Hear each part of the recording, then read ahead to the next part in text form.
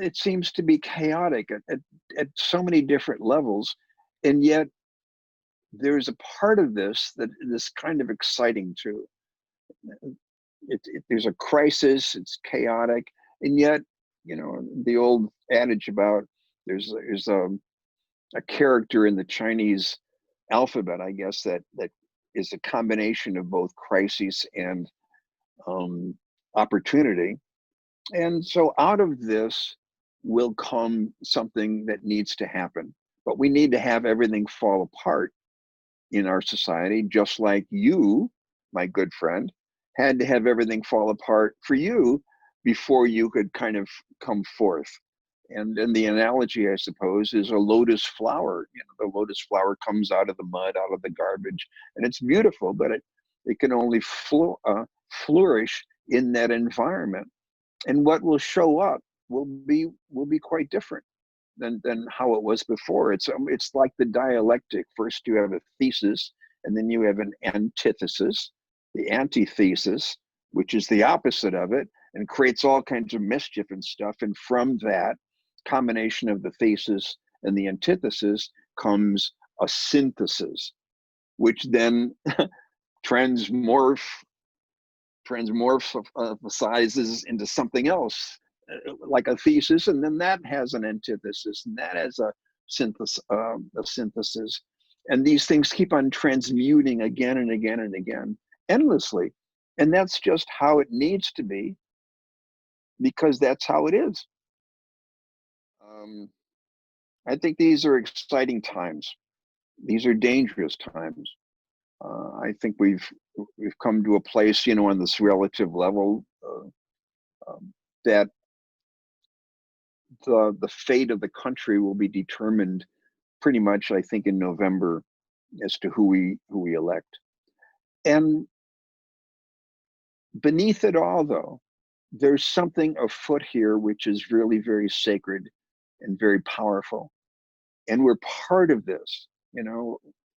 Somebody once said it's important to live in interesting times, and these are certainly interesting times. And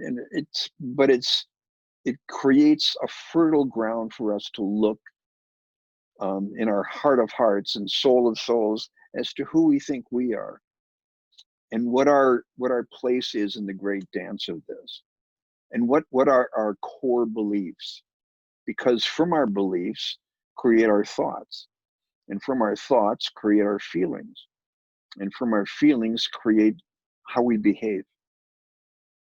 And if we want to change how we're behaving in the world, we have to change how we feel. And if we want to change how we feel, we've got to change what we think. And if we want to change what we think, we have to change our beliefs, our core beliefs. And frequently, we don't even know what it is that we believe. Sometimes these beliefs are so deeply embedded that they're such a core base, we don't recognize that they've had their origin way back in our distant and dusty past when we were little kids. And we had these beliefs about how things should be, and what white people do and what black people do, and all this stuff. We don't even know what our core beliefs are, but we can change those. And these are exciting times for us to do it.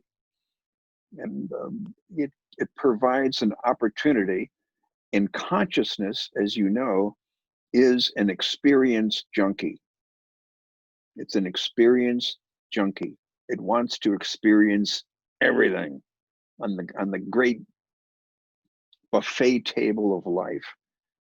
It wants to experience joy and happiness and ecstasy, and it wants to experience agony and horror and destruction. One extreme to the other. It says yes to it all. It doesn't say yes to the comfortable stuff and no to the uncomfortable stuff. It says really bring it on. I want to feast.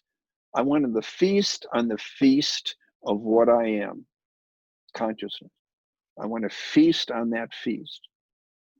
And that's what it does. It devours itself like Ouroboros, the snake swallowing its own tail.